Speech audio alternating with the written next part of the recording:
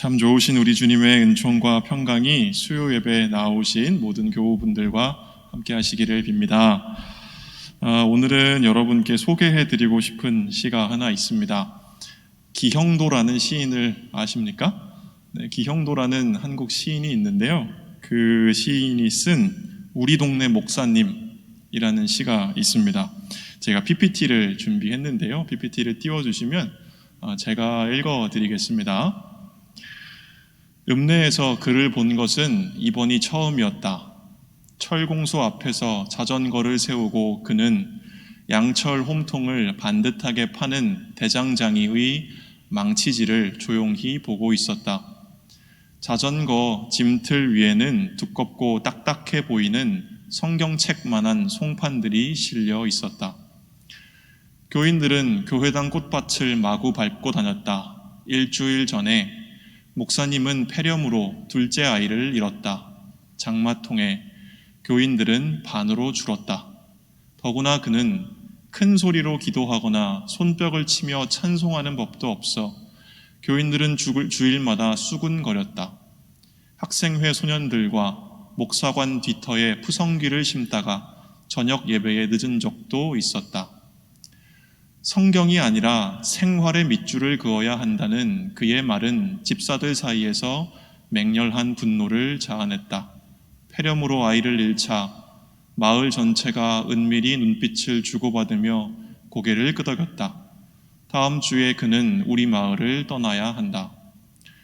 어두운 천막교의 천장에 놓여진 작은 전구처럼 하늘에는 어느덧 하나 둘 맑은 별들이 켜지고 대장장이도 주섬주섬 공구를 챙겨들었다. 한참 동안 무엇인가 생각하던 목사님은 그제서야 동네를 향해 천천히 페달을 밟았다. 저녁 공기 속에서 그의 친숙한 얼굴은 어딘지 조금 쓸쓸해 보였다. 여기까지가 기형도 시인이 썼던 우리 동네 목사님이라는 시의 전문이었습니다. 제가 이 시를 소개해 드렸는데요. 이 시에 나오는 목사님은 어떤 분인가 하면 장마가 왔을 때 폐렴으로 둘째 아이를 잃으셨습니다. 그럼에도 불구하고 참 순수한 분이어서 학생회 소년들과 푸성귀를 심다가 저녁 예배에 늦을 정도로, 그러니까 명랑하고 순수한 분이라는 것을 강조하는 표현이었을 것입니다. 그리고 이 목사님은 주님의 말씀을 실제로 따르는데 아주 진지한 관심을 가지고 있는 분입니다. 그래서 성경에만 밑줄을 그어야 하는 것이 아니라 여러분의 생활에 과연 그 생활이 말씀을 따르는 삶인지 확인하고 밑줄을 그어야 한다라는 말을 하는 분이라는 것을 알 수가 있습니다. 이와 대조적으로 이 시에 나오는 교인들이라고 되어 있는 사람들은 첫 번째로 교회당 꽃밭을 마구 밟는 사람들입니다. 생명에 대한 사랑과 아낌이 하나도 없는 사람들입니다. 그 사람들이 좋아하는 것은 무엇이냐면 큰 소리로 기도하거나 손뼉을 치며 찬송하는 것.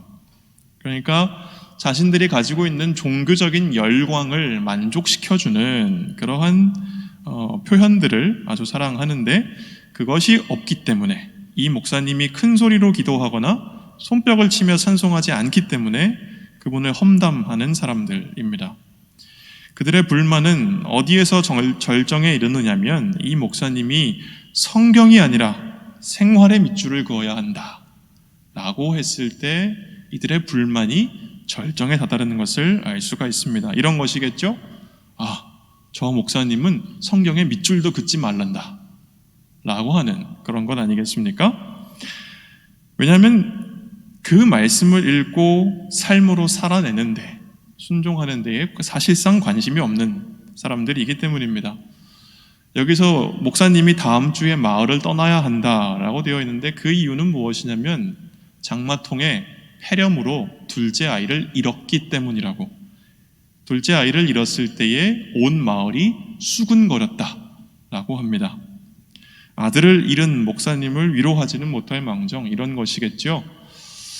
하나님이 지켜주신다고 하면, 저 사람이 정말 하나님의 종이라고 한다면 어떻게 하나님이 저 아들을 데려가실 수 있었겠는가, 그런 이야기를 하면서 결국은 그 목사님을 내보내기로 결정하는 것입니다. 이것은 그들이 그 목사님을 향해서 어떤 영역 있는 목사님을 기대했는데 그 목사님이 겉모습으로 전혀 그렇게 보이지 않았기 때문인 것입니다. 저는 이 시에 나오는 교인들의 모습이 저를 포함해서 오늘날 우리 그리스도인들 모두의 어두운 자화상이라는 생각을 떨칠 수가 없습니다. 지금 한국에서는, 우리나라 사회에서는 우리가 코로나를 통해서 알게 된 것이 무엇입니까? 기독교나 이단 사입이나 세상 사람들이 보기에는 다를 바가 없게 보인다는 것입니다. 그 이유는 무엇이겠습니까? 바로 우리 그리스도인들, 우리가 속해 있는 우리 교회들의 모든 행동에 이웃을 향한 사랑은 하나도 없고 그저 자기 욕망을 만족시키는 일만을 추구해 왔다는 사실이 드러나고 있기 때문입니다. 우리가 진정으로 하나님을 만나게 되었을 때 진정한 그 하나님 경험이 그리스도인들에게 일으키는 변화 중에 하나는 무엇이냐면 바로 연민, 불쌍히 여기는 마음, 그리고 사랑, 이 두 가지가 하나님 경험이 그리스도인에게 일으키는 변화일 것입니다. 이는 내가 마주하고 있는 생명을, 내 눈앞에 있는 이 사람을 마치 나 자신처럼 아끼고 돌보는 마음을 말하는 것입니다. 이것은 하나님께서 참된 사랑의 빛을 우리의 영혼에게 밝혀주셔서, 비춰주셔서 우리의 영혼이 우리의 자아가 가지고 있는 어두운 그늘, 오로지 내 욕망의 만족만을 최우선시하며 사는 삶에서 우리가 해방될 때에 일어나는 변화라고 할 수가 있습니다. 과연 우리 가운데, 이 땅의 그리스도인들 가운데, 온 세상의 교회 가운데 이러한 일들이, 우리가 우리 영혼의 자아의 어두운 그늘에서 벗어나서 한 사람을 불쌍히 여기고 그 사람을 아끼고 사랑하는 이 일이 정말로 우리 가운데 일어나고 있는 것인지 저는 진지한 질문을 던져봅니다. 코로나로 교회가 또 사회가 한창 어려울 때에 어떤 분이 이런 말씀을 하셨습니다. 우리 교회는 지역사회에 있는 어려운 이웃들에게 재정적으로, 실제로 물질적인 도움을 주고 있기 때문에 코로나로 교회가 닫혔을 때 교회가 문 열고 예배드려도 우리 동네 사람들은 아무도 불평하지 않았다. 어떤 분이 이런 말씀을 하는 걸 본 적이 있는데요. 제 생각에 그것은 착각이라고 보입니다. 돈으로 모든 것을 해결할 수 있다라고 하는 생각은 신앙이 아니라 자본주의의 논리이기 때문입니다. 자본주의의 논리 안에는 사람이 없습니다. 여기에는 생명에 대한 불쌍히 여기는 마음, 그 연민의 마음, 그리고 사랑하는 마음이 없기 때문입니다. 타인의 고통에 눈물 흘리는 마음, 다른 사람의 아픔을 나의 아픔처럼 느끼는 그 연민의 마음, 우리가 예수를 믿으면서 품어야 하는 것은 바로 이러한 마음입니다. 이것이 예수의 마음이기 때문입니다. 이 예수의 마음 없이 우리의 신앙은 종교적인 틀에 갇혀서 말라 죽어갈 뿐입니다.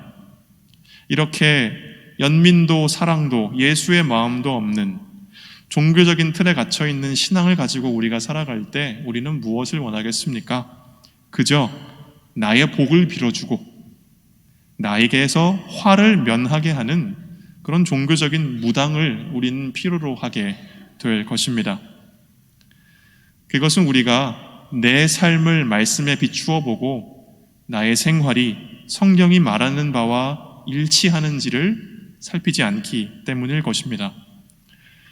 앞서 제가 소개드린 시에서 시인은 이 시를 그의 친숙한 얼굴은 어딘지 조금 쓸쓸해 보였다 라는 말로 시를 끝맺습니다.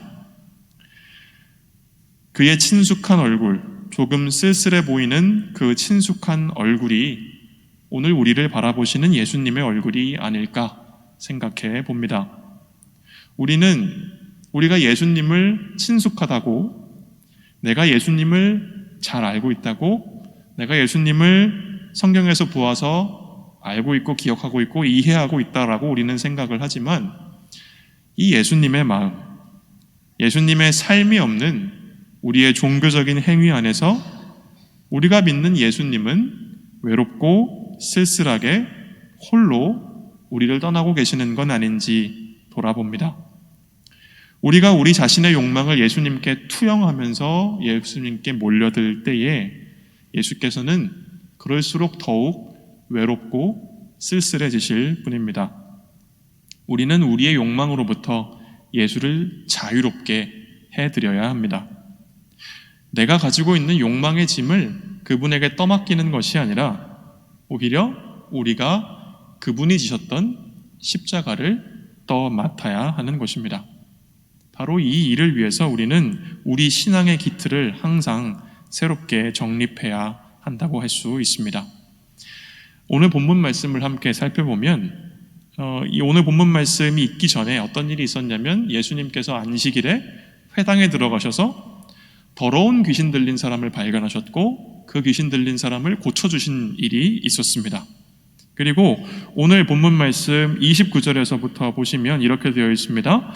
회당에서 나와 곧 야고보와 요한과 함께 시몬과 안드레의 집에 들어가시니 시몬의 장모가 열병으로 누웠는지라 라고 되어 있는데요.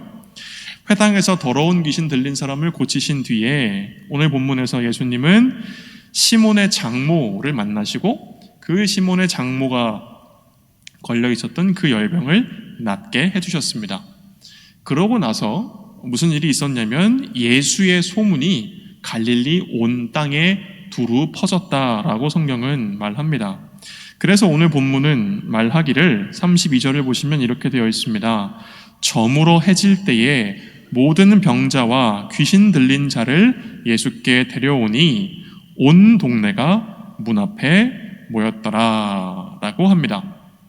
그러니까 무엇이냐면 예수님의 소문을 듣고 회당에서 귀신 들린 사람을 고쳐주시고 시몬의 장모의 열병을 낫게 하셨다라고 하는 이 소문을 듣고 그 동네에 있는 모든 사람들이 예수님을 보러 몰려들었다라는 것입니다. 이런 상황에서 예수님은 온갖 병을 고치시고 많은 귀신을 내쫓으셨는데 단 한 가지만은 금지시키셨습니다. 무엇을 금지시키셨는가 보면 34절에 보시면 이렇게 되어 있습니다. 예수께서 각색 병든 많은 사람을 고치시며 많은 귀신을 내어 쫓으시되 귀신이 자기를 알므로 그 말하는 것을 허락지 아니하시니라.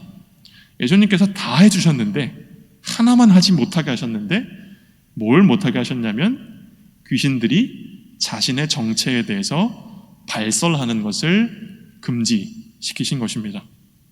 그럼 귀신들은 예수님에 대해서 무엇을 말하고 싶었을까요? 성경에 보면 귀신들이 이렇게 이야기를 합니다. 예수님을 볼 때마다 나는 당신이 누군지를 압니다. 당신은 하나님이 보내신 거룩한 사람입니다. 귀신들이 바로 이것을 말하고 싶었을 것입니다. 그러나 예수님은 귀신들이 바로 그분이 하나님이 보내신 거룩한 분이라는 것을, 바로 예수가 메시아시라는 것을 드러내실 줄 알았는데 오히려 드러내지 못하게 막아놓고 계십니다. 왜 그럴까요? 왜 예수님은 자신의 정체를 드러내지 않으시는 걸까요? 그것은 바로 오해 때문입니다. 우리 같은 독자들은 마가복음 1장부터 16장까지를 쭉 읽어가면서 우리는 처음부터 끝까지 예수님이 누구신지를 알면서 성경책을 읽습니다. 우리는 성경책을 읽을 때 예수님이 메시아이심을 알고 성경을 읽지만 이 성경에 나오는 등장인물들은 심지어 제자들조차도 예수님이 누구신지 제대로 이해하지 못합니다. 그래서 우리는 이 사람들의 문제가 뭘까 생각해보면 저 사람들이 예수님을 모르는구나, 예수님에 대한 무지가 그들의 문제이구나 라고 우리는 생각하기가 쉽습니다. 그런데 만약 여기 나오는 사람들의 문제가 예수님이 누구신지를 모르는 것이었다면 오히려 귀신들이 예수님께 항복하면서 예수님 당신은 하나님이 보내신 분입니다 라고 소리 지르려고 했을 때 오히려 예수님은 소리 지도록 내버려 두셨을 것입니다. 여기서 이 마가복음을 쓴 마가가 의도하는 것은 무엇이냐면, 예수님과 예수님을 만나고 있는 이 사람들의 문제가 예수님에 대한 무지가 문제가 아니고 바로 예수님을 오해하는 것이 문제다 라고 말하고 있는 것입니다. 예수님께서 자신의 정체를 드러내지 않고 비밀스럽게 하시는 것은 사람들의 무지 때문이 아니라 사람들의 오해 때문인 것입니다. 예수님이 누구이신지, 그가 정말 이루실 일이 무엇인지 드러나는 결정적인 시간, 결정적인 장소, 바로 골고다 언덕에서 예수님이 십자가에 달리시는 그때에야 비로소 예수님이 정말로 메시아시라는 사실이 고백되는 것입니다. 그 십자가의 때가 이르기 전까지는 예수님께서 메시아라는 사실이 드러나는 것은 보류되어야 한다라고 마가복음은 말하고 있는 것입니다. 자, 이 생각을 가지고 예수님은 자신에 대한 무지 때문이 아니라 자신에 대한 오해 때문에 정체를 드러내지 않으셨다라는 생각을 가지고 오늘 본문 말씀을 다시 한번 살펴보겠습니다. 먼저 예수님께 몰려든 온 동네 사람들을 살펴보겠습니다. 예수님께 몰려든 동네 사람들의 관심은 무엇이었을까요?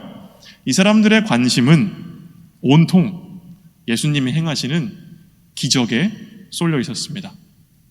온 동네 사람들이 예수를 찾았는데 그들은 어떤 예수를 찾았냐면 치유자 예수, 귀신 축출자 예수, 기적 행위자 예수를 찾아서 동네 사람들이 모여들었습니다. 오늘날의 언어로 하자면 이 무리들에게 예수님은 산타클로스 같은 사람, 바로 내가 좋아하는, 내가 원하는 선물을 주는 사람처럼 보였던 것입니다. 내가 아프네? 나를 고쳐줄 수 있는 예수. 누군가 귀신 들렸네? 그 귀신을 쫓아내줄 수 있는 예수. 기적을 행하는 사람이 있네? 그 기적을 행해서 신기한 일을 보여주는 예수를 그 사람들은 찾아온 것입니다. 이 사람들의 눈에 비추었던 것은 예수가 아니라 바로 그들 자신의 욕망이었습니다. 상상해 볼까요? 만일 이 사람들이 예수님은 하나님이 보내신 거룩한 사람입니다 라고 하는 귀신들의 외침을 들었다면 무슨 일이 일어났을까요? 그들은 예수님께 자기의 욕망을 투영해서 자기가 원하는 바를 예수를 통해 이루고자 하는 그 의지를 더욱 굳게 하였을 것입니다. 그들에게 예수님께서 정말 하고자 하셨던 말씀은 들리지 않았을 것입니다. 왜냐하면 그들이 예수를 오해할 것이기 때문이었습니다. 이것이 바로 예수님께서 귀신들의 입을 막으셨던 이유입니다. 그러므로 예수님의 이 침묵 명령은 단지 여기 나와 있는 귀신들에게 하신 말씀만이 아닙니다. 자기 욕망으로 가득한 눈으로 예수를 바라보는 모든 사람들에게, 바로 우리들에게 하시는 말씀입니다.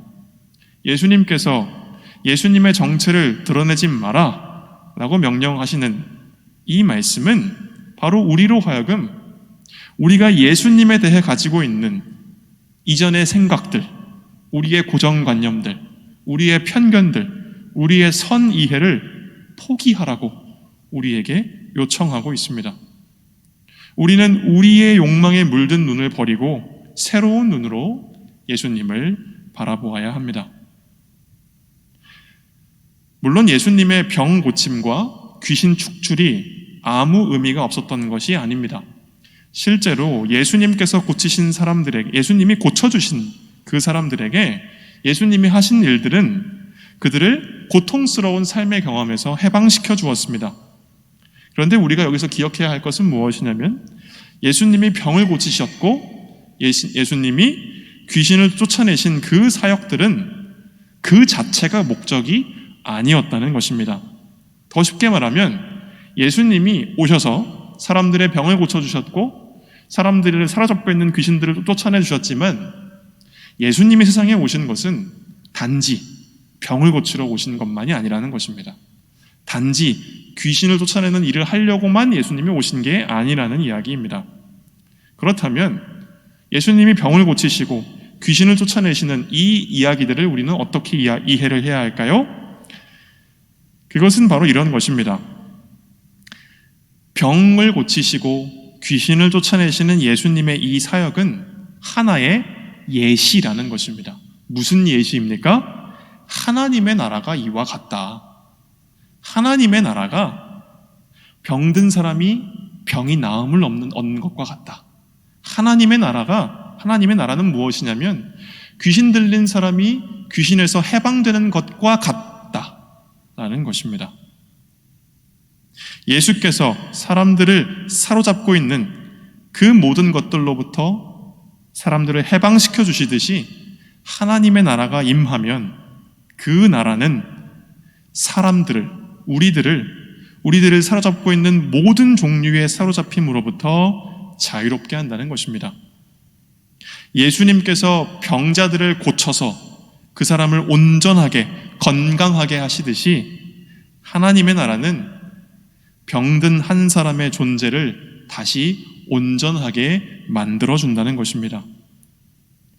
예수님께서 병과 귀신들을 정복하여서 내쫓아 버리시듯이 하나님의 나라는 이 세상에서 권세를 부리고 있는 모든 어둠의 세력들과 싸워서 그것들을 물리친다는 것입니다. 예수님께서는 바로 이것을 보여주시기를 원하셨던 것입니다. 그러나 예수님께서 병을 고치시고 귀신을 쫓아내실 때에 사람들은 그것을 깨닫지 못했고 그저 제각기 자기가 원하는 것을 이루고자 욕망의 눈을 가지고 예수님의 주위에 몰려들었습니다.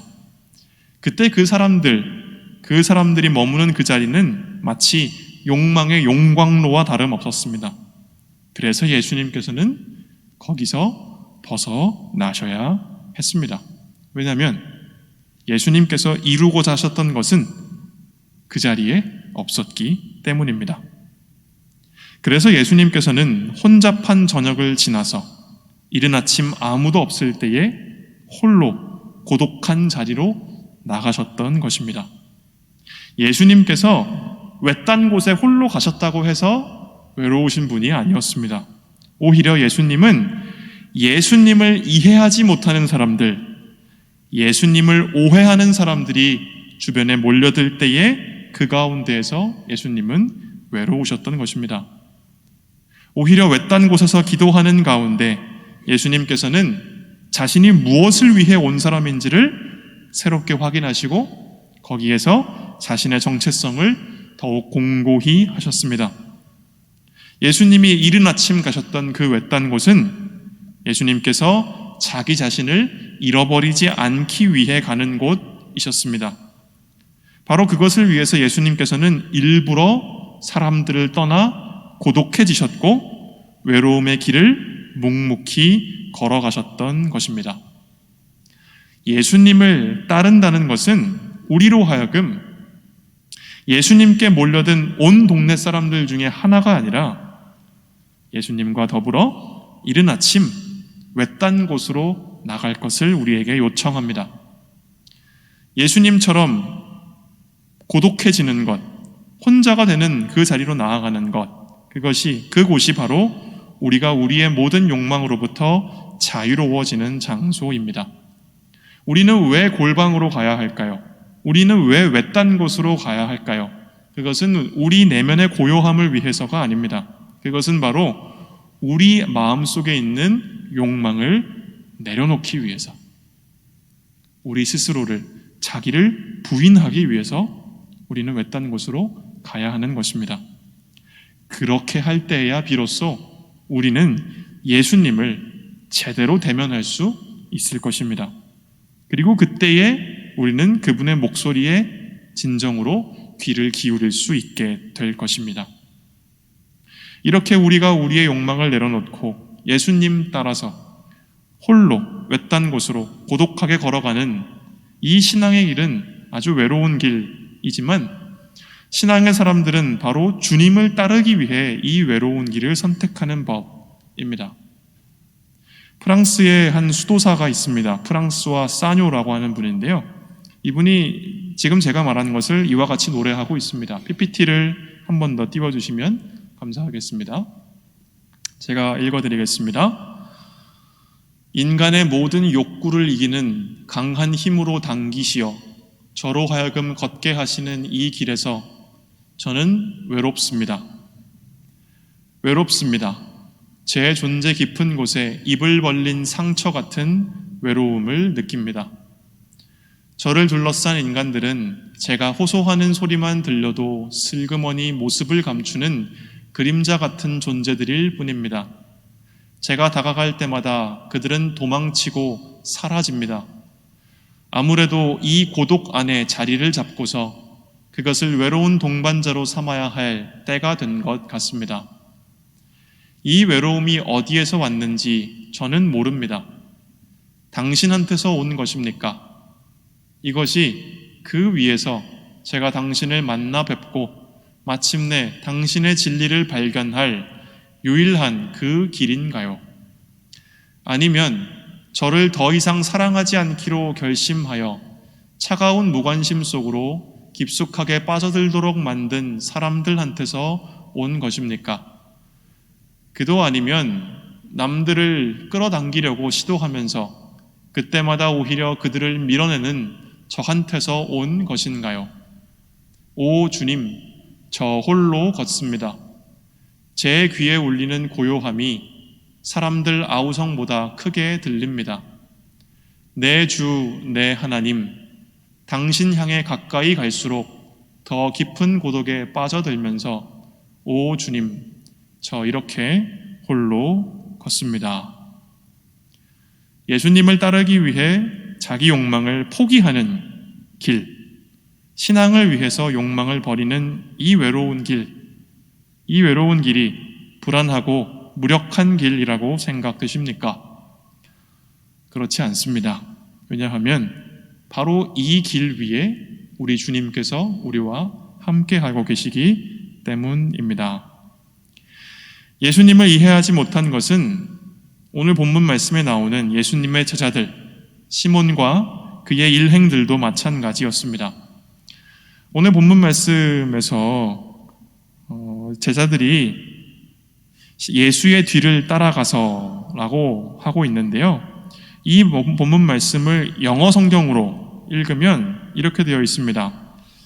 오늘 우리가 읽은 성경 말씀에서 오늘 본문 말씀 36절에서는 시몬과 및 그와 함께 있는 자들이 예수의 뒤를 따라갔다라고 되어 있는데 이 부분이 영어 성경에서는 어떻게 되어 있냐면 모든 사람들이 예수를 찾을 때 그들이 예수를 사냥감처럼 쫓아갔다라고 영어 성경은 말을 하고 있습니다.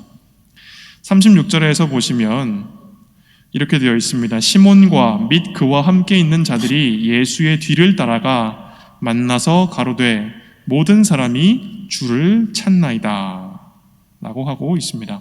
그러니까 마치 사냥꾼이 사냥감을 쫓아가듯이 시몬과 예수님의 다른 제자들이 온 동네 사람들이 예수를 찾고 있으니까 예수님이 어디 가셨지? 하면서 마치 사냥감처럼 예수님을 쫓아갔다라고 하는 것입니다. 그래서 예수님을 찾아서 예수님, 모든 사람들이 예수님을 찾고 있습니다 라고 말을 했을 때 예수님께서는 이렇게 대답하십니다. 38절에 되어 있습니다. 이르시되 우리가 다른 가까운 마을들로 가자. 거기서도 전도하리니 내가 이를 위하여 왔노라. 예수님은 뭐라고 말씀하고 계십니까? 자, 우리가 다른 동네로 가자. 내가 거기서도 병을 고쳐야겠다. 내가 거기서도 귀신을 쫓아내야겠다 라고 예수님이 말씀하지 않으시고요. 예수님은 이렇게 말씀하십니다. 우리 가까운 다른 동네로 가자. 거기에서도 내가 말씀을 선포해야 하겠다. 나는 이 일을 하러 왔다. 예수님이 정말 하시고 싶었던 일이 무엇입니까? 그것은 병든 사람에게는 병을 고쳐주고 기적을 보고 싶은 사람에게는 기적을 보여주는 산타클로스가 되어주려고 예수님이 오신 게 아닙니다. 내가 전도해야 하겠다. 세번역에서는 내가 말씀을 선포해야 하겠다 라고 되어 있는데, 예수님께서는 말씀을 선포하러 이 땅에 오신 것이었습니다. 오늘 말씀에 나오는 예수님을 둘러싼 모든 사람들이 예수님을 오해하고 있습니다. 먼저 모든 병자들과 귀신 들린 사람들은 자신들의 고통에 짓눌린 나머지 그 영혼이 비틀려서 오로지 예수님에게 자기의 욕망을 투사할 뿐입니다. 그리고 예수님께서 무슨 일을 하려고 하시는가 보기 위해서 몰려든 온 동네 사람들은 예수님이 병을 고치실 때마다 와, 예수님이 신기한 일을 하시는구나, 환호성만 지를 줄 알았지 아무것도 하지 않는 방관자들로서 서 있었습니다. 그리고 예수님께서 선택하신 최초의 제자들 시몬과 그의 일행들은 예수님께서 무슨 말씀을 하시는가, 예수님께서 무엇을 선포하시는가에 대한 진지한 관심이 없이 그저 온 동네 사람들이 예수님을 찾고 있으니까 마치 자, 여기 이렇게 좋은 물건이 있습니다 라고 예수님을 보여주듯이 산타클로스처럼 예수님을 동네 사람들에게 내보여주려고 예수님을 쫓아다니고 있습니다. 그렇다면 우리는 어떤 사람들로서 예수님 곁에 서 있습니까? 그리고 이 땅의 그리스도인들은 어떤 존재로서 예수님 곁에 서 있습니까? 우리가 이 세 무리들 중 어느 하나에 속한 것은 아닌지 모르겠습니다. 끊임없이 자신을 오해하는 사람들 사이에서 예수님은 외로우셨습니다. 오늘날도 그리스도인이라는 이름을 지닌 사람들은 예수님을 따라가는 것이 아니라 예수님께 투영한 자기 자신의 욕망을 따라가고 있고, 그 가운데에서 예수님은 외롭고 쓸쓸하십니다. 우리가 해야 할 일은 무엇인가? 그것은 그분께 환호성을 지르며 몰려드는 일이 아닙니다. 오히려 예수님께서 이른 아침 외딴 곳에 홀로 가시도록 내버려 두어야 합니다. 예수님께서 이 세상에서의 번영과 저 세상에서의 안전을 보장받길 원하는 우리의 욕망으로부터 자유롭게 되도록 우리는 예수님을 내버려 두어야 합니다. 오히려 우리가 예수님을 따라 외딴 곳으로 나아가서 우리 마음속에 있는 모든 욕망과 요구를 내려놓아야 할 것입니다. 우리는 자기 욕망이 아니라 바로 주 예수 그리스도를 따라가야 하는 것입니다. 우리는 주님의 뜻이라고 합리화하는 내 마음의 목소리에 귀를 닫고 주님의 말씀에 귀를 기울이며 주님의 말씀에 진지한 관심을 기울여야 합니다. 처음부터 끝까지 예수님께서는 같은 말씀만 하셨습니다. 그 말씀은 무엇이었습니까? 바로 때가 찼다. 하나님의 나라가 가까이 왔다. 회개하고 복음을 믿으라. 이것이 바로 예수님께서 하셨던 단 한 가지의 말씀이었습니다. 바로 이 말씀에 우리가 진지한 관심을 가지고 기울일 때에, 귀를 기울일 때, 그리할 때야 비로소 우리는 주님과 함께하는 사람들, 주님을 이해하는 사람들, 주님을 따라가는 사람들이 될 수 있을 것입니다. 일부러 자세히 다루지는 않았습니다마는 오늘 본문 앞부분은 예수님께서 시몬의 장모의 병을 고치시자 그녀가 나아서 예수님과 제자들의 시중을 들었다라고 말씀합니다. 사랑하는 여러분, 이 시몬의 장모의 모습이야말로 진정으로 복음을 믿는 사람의 모습입니다. 이 시몬의 장모의 모습이야말로 바로 참으로 믿음을 가지고 있는 진정한 신앙인의 모습입니다. 어떤 모습입니까? 바로 섬기고 사랑하는 모습 말입니다. 오늘 말씀은 우리가 해야 할 바가 무엇인지를 우리에게 다 가르쳐주고 있습니다. 우리는 우리의 모든 욕망으로부터 동떨어진 외로운 길을 예수님과 함께 걸어가야 할 것입니다. 오 주님, 저 홀로 걷습니다. 제 귀에 울리는 고요함이 사람들 아우성보다 크게 들립니다. 내 주, 내 하나님, 당신 향해 가까이 갈수록 더 깊은 고독에 빠져들면서 오 주님, 저 이렇게 홀로 걷습니다. 우리의 욕망을 다 내려놓고 예수님을 따라 홀로 걸어가는 그 신앙의 길 위에서 주님이 우리와 함께하고 계십니다. 그 주님을 따라 가십시오. 그래서 우리 영혼 가운데 끊임없이 솟아나오는 그 욕망과 그 요구를 만족시키려고 하는 것이 아니라 시몬의 장모처럼 예수님을 믿음으로 섬기고 사랑하는 삶을 추구하고 그러한 삶을 살아가실 수 있기를 바랍니다. 그리하여 우리 모두가 주님을 오해하는 것이 아니라 주님을 참으로 이해하는 사람들 될 수 있기를, 우리 가운데에서 주님을 외롭게 두는 것이 아니라 주님을 따라가는 그 외로운 길을 걸어가면서 주님과 함께하는 그런 저와 여러분들 되실 수 있기를 주님의 이름으로 빕니다. 아멘. 우리 함께 몇 가지 기도 제목 가지고 함께 기도하겠습니다. 먼저 오늘 말씀을 기억하면서 함께 기도해 주시기를 바랍니다. 우리의 욕망과 그로 인한 오해로부터 예수님을 자유롭게 하기 위해서 우리가 날마다 골방에 들어가서 하나님의 뜻을 구하며 하나님의 뜻이 무엇인지 알기를 구하며 기도하는 우리 모두가 될 수 있도록 기도해 주십시오. 그리고 지금 이곳 우리 가운데 우리 각자의 뜻이 아니라, 나의 뜻이 아니라 오직 하나님의 나라와 하나님의 뜻만이 이루어지기를 바라고 그를 위해 헌신하는 우리 모두가 될 수 있도록 우리 함께 마음 모아 기도하겠습니다. 하나님 아버지, 오늘 우리들에게 이 말씀을 허락하여 주심에 감사드립니다. 하나님, 예수께서 갈릴리 땅에 가셨을 때에, 그 수많은 고을을 돌아다니셨을 때에 그 동네에서 많은 사람들이 예수님께 몰려들었던 것을 우리가 기억합니다.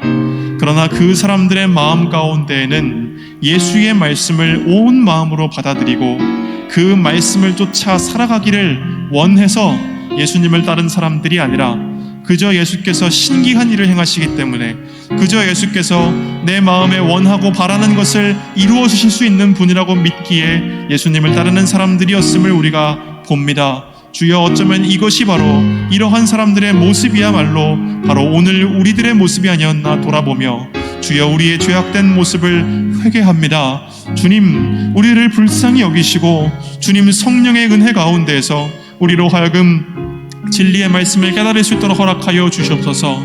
하나님, 우리가 원하고자 하는 것을 얻기 위하여 우리가 예수를 따르는 것이 아니라 주께서 말씀하시는 그것을 우리 마음에 받아들이고 우리 영혼으로 따르며 주의 길을 따르기 위하여 우리가 예수께 몰려들 수 있도록 허락하여 주시옵소서.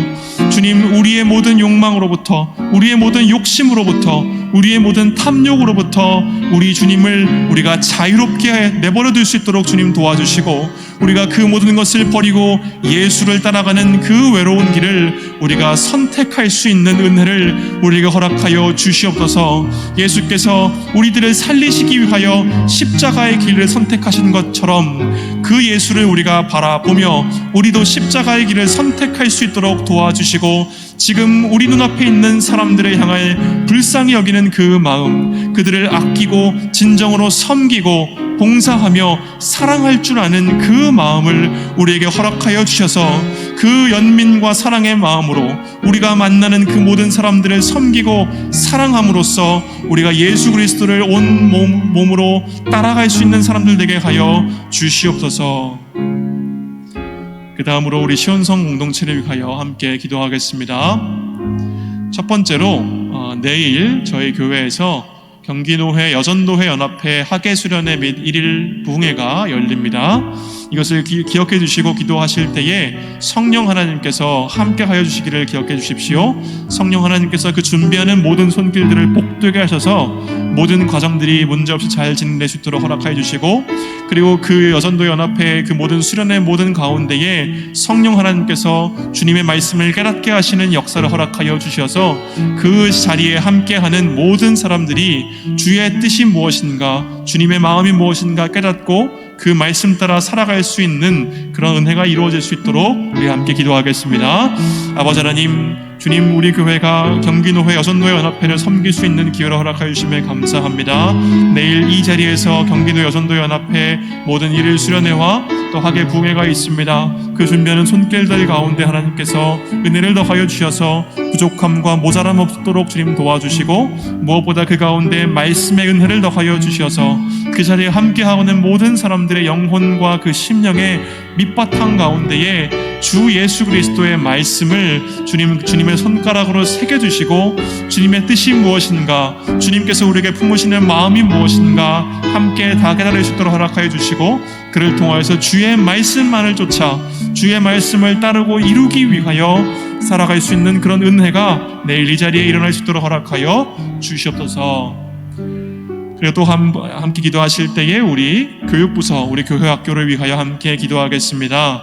우리 유아부에서 우리 청년부와 미랄부에 이르기까지 모든 교회학교 부서가 7, 8월 여름 수련회를 준비하는 가운데 있습니다. 이 여름 성경학교를 준비하는 모든 그 과정들을 성령 하나님께서 동일한 은혜로 복을 내려주시고, 모든 과정들이 잘 진행될 수 있도록 도와주시고, 코로나로 모두가 만나기 어려운 기간에도 불구하고 우리가 함께 준비하는 이 여름 성경학교 사역을 통해서 우리의 자녀들과 다음 세대들이 예수 그리스도를 진심으로 만나고 그 예수 그리스도를 사랑하고 믿으며 예수 그리스도를 쫓아 살아갈 수 있는, 살아가기로 결단할 수 있는 그러한 은총이 주어지도록 우리 함께 기도하겠습니다.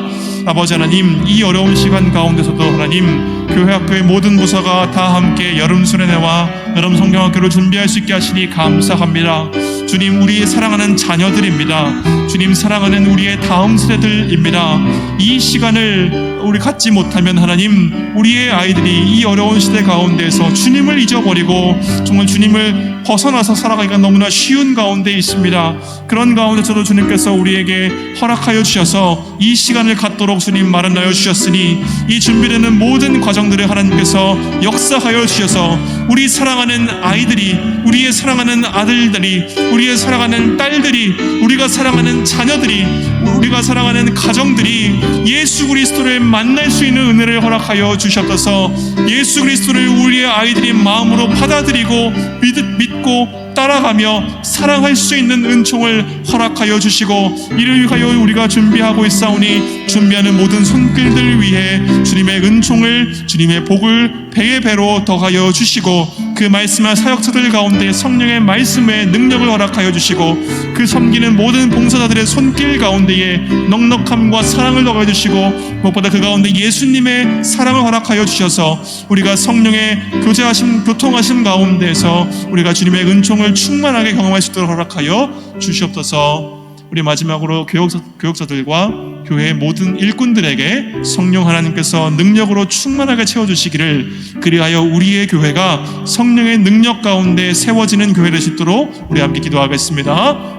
하나님 아버지, 우리의 모든 교역자들과 또 우리에게 세워주신 모든 일꾼들을 위하여 주님 기억하며 주님 기도합니다. 우리 사랑하는 황제 담임 목사님과 또 우리 사랑하는 우리 모든 부교역자 목사님들과 전도사님들을 위하여 기도할 때에 주님, 그 입술 가운데에, 그 심령 가운데 성령의 은총 허락하여 주시사 어려운 상황 가운데서도 그 하고 있는 모든 사역들 가운데에 주님, 그 가운데서 지치지 않을 수 있는 은혜를 허락하여 주시고, 끊임없이 샘솟는 힘을 허락하여 주시고, 우리의 팍팍하고 마른 심령 가운데에 성령의 은총을 넣어 주셔서 우리의 입술로부터 주께서 넣어주시는 그 말씀이 나올 수 있도록 허락하여 주시고, 그 말씀이 사람들의 마음속에 들어가서 우리 모두를 주의 지체들로 온전히 세울 수 있도록 허락하여 주옵시고, 그 모든 시간들을 통하여서 하나님, 사랑하는 우리 시온성교회 모두가 성령의 은혜 가운데에, 성령의 능력 가운데에 충만하게 세워지는, 온전히 세워지는 역사가 우리 가운데 있게 하여 주시옵소서. 하나님, 주의 말씀 없이는 살아갈 수 없는 이 곤고하고 빈약한 우리들 가운데에 오늘 이 예배 시간을 허락하시고, 무엇보다 이 가운데에서 우리에게 주의 말씀을 허락하시니 감사합니다. 주님, 우리가 지난 세월을 우리가 원하는 것을 얻고자 예수를 따른 것은 아니었는지 돌아봅니다. 우리 마음에 이루고자 하는 뜻을 이루고자 예수를 따라온 것은 아니었는지 돌아봅니다. 주님, 그 모든 세월들로부터 주님 우리를 자유롭게 하여 주시고 우리 영혼의 곤고함을 보시사 우리를 불쌍히 여겨 주시옵소서. 주 예수 그리스도께서 이른 아침 외딴 곳에 가셔서 하나님 아버지 앞에 기도하면서 예수께서 무엇을 위해 오셨는가를 돌아보셨던 것처럼 오늘 우리도 이른 아침 외딴 곳에 우리만의 골방에 들어가서 하나님 앞에 우리의 곤고함을 고백하고 회개하며 오로지 주님의 뜻만을 묻고 구하며 기도할 수 있는 은총을 우리 모두에게 허락하여 주시옵소서. 우리의 욕망을 이루기 위해 예수를 끌어오는 것이 아니라 예수를 따르기 위해 우리 마음의 모든 것들을 과감히 포기할 수 있는 은총을 우리에게 허락하여 주시옵소서. 그래야 해서 우리 가운데서 하나님, 우리가 하나님 아버지의 뜻을 예수를 따라 이루어갈 수 있도록 허락하여 주옵시고 우리 가운데서 하나님의 나라가 이루어질 수 있도록 주님께서 은총을 내려 주시옵소서. 예수 그리스도의 이름으로 기도드립니다. 아멘.